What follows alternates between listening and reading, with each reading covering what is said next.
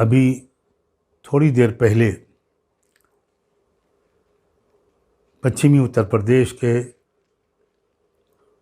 کئی ڈسٹرکٹ سے یہ خبریں ملی ہیں کہ کچھ سرکاری آفیسرز گھر گھر جا رہے ہیں اور یہ کہہ رہے ہیں کہ ہم یہ پوچھنے کے لیے آئے ہیں کہ آپ کے گھر میں کسی کو نزلہ، کھانسی، زکام، کچھ ایسے سمٹمز تو نہیں ہیں؟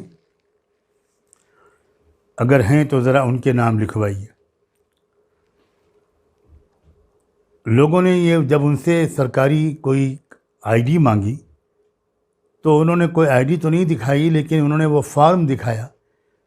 جس پر وہ سب کے نام لکھ رہے تھے۔ وہ نام سینسس، وہ فارم جو تھا وہ سینسس کا فارم تھا، جن گننا کا فارم تھا، اور دھوکہ دے کر وہ لوگوں سے گھر کے مکھیا کا نام، گھر کے اور لوگوں کے نام پوچھ رہے تھے اور کہہ یہ رہے تھے کہ ہم تو یہ پوچھنے کے لیے آئے ہیں کہ آپ کے گھر میں کوئی نزلے، زکام، کھانسی کا مریض تو نہیں ہے۔ کچھ لوگ جو پڑھے لکھے تھے انہوں نے ان سے کہا کہ صاحب، آپ کو اگر نزلہ، زکام، کھانسی کے بارے میں پوچھنا ہے تو آپ یہ پوچھئے کہ کون روگی ہے اور روگی کا کیا نام ہے۔ آپ یہ سب کیا پوچھ رہے ہیں کہ گھر کے مکھیا کا کیا نام ہے، گھر کے سب لوگوں کا کیا نام ہے، اور آپ یہ سینسس کا فارم لے کر کیسے آئے ہیں؟ اس کا صاف مطلب یہ ہے کہ آپ جھوٹ بول رہے ہیں اور آپ NPR اور سینسس کی کوئی کارروائی دھوکہ دے کر ہم سب کی جنتا کی آنکھ میں دھول جھونک کر آپ کر رہے ہیں۔ پچھمی اتر پردیش کی ہی ایک اور جگہ سے ٹیلی فون پر بعض لوگوں نے یہ بتایا کہ وہاں گھر گھر لوگ، سرکار کے افسران کچھ آ کر، کچھ ادھیکاری یہ کہہ رہے ہیں کہ اتر پردیش کی سرکار نے اعلان کیا ہے کہ جو لوگ روزانہ کھانے کمانے والے لوگ تھے اور اب لاک آؤٹ کی وجہ سے ان کی کمائی بند ہو گئی، ان کو 1000 روپیہ اور 35 کلو اناج دیا جائے گا۔ یہ کہتے ہوئے وہ گھر گھر آ رہے ہیں اور لوگوں سے ان کے آئی ڈیز اور بینک اکاؤنٹس، آدھار کارڈ، یہ سب مانگ رہے ہیں۔ بڑی تعداد میں لوگوں کے من میں شنکائیں اور شکوک و شبہات آ رہے ہیں۔ میں بہت صاف لفظوں میں کہنا چاہتا ہوں کہ ایسے وقت جب کہ دیش کے لاکھوں لوگوں کی جان پر بنی ہوئی ہے اور بہت بڑی آپدا اور مہاماری کا شکار ہے ہمارا ملک، اس موقع پر بھی ہماری سرکاریں اگر اپنے پرانے بانٹنے والے پولیٹیکل ایجنڈے پر ابھی بھی قائم ہیں تو یہ بہت سخت مذمت کی لائق بات ہے۔ اس کی سخت سے سخت لفظوں میں نندا کی جانی چاہیے۔ میں نے جب غور کیا تو میرا ذہن اس طرف بھی گیا کہ خبریں اس طرح کی تو آ رہی ہیں کہ NPR کی کارروائی ابھی پوسٹ پون کر دی گئی ہے، مگر شاید ابھی تک کوئی آفیشیل نوٹیفیکیشن نہیں آیا، اور وہ اسی لیے غالباً نہیں آیا کہ لوگوں کو دھوکے میں رکھ کر یہ کارروائی پوری کی جائے۔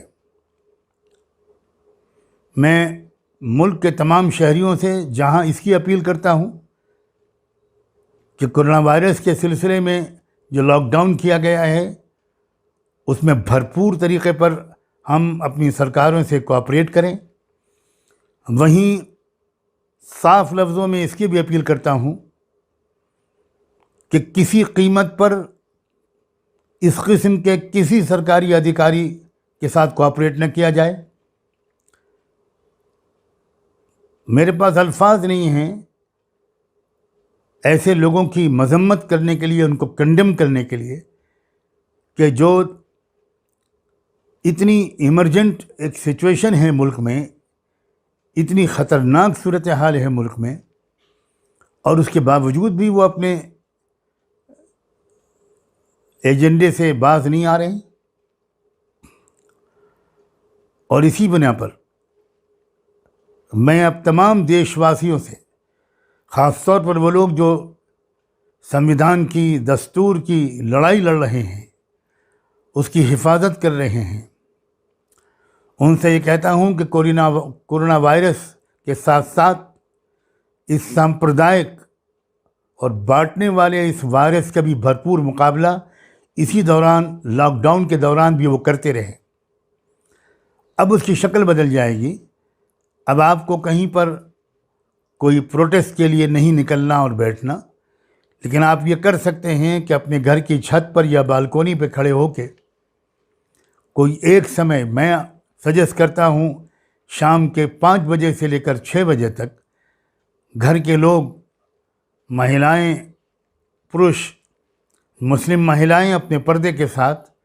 وہ کھڑے ہوں اور ایک پلے کارڈ ہاتھ میں لے لیں، نو NPR، نو NRC، ٹوٹل بائیکاٹ، اس طرح کے پلے کارڈ گھر میں بنا لیں اور ان کو لے کر کھڑے ہوں، بغیر کسی آواز اور شور اور ہنگامے کے۔ یہ آپ پروٹیسٹ کا نیا طریقہ جاری رکھیے۔ شاہین باغ کی وہ تمام ہماری بہنیں اور بیٹیاں جنہوں نے دلی سے شروع کر کے پورے ملک میں ایک زبردست ڈیموکریٹک طریقے پر اپنی آواز بلند کی تھی، اس وقت انہوں نے بہت سمجھداری کا ثبوت دیا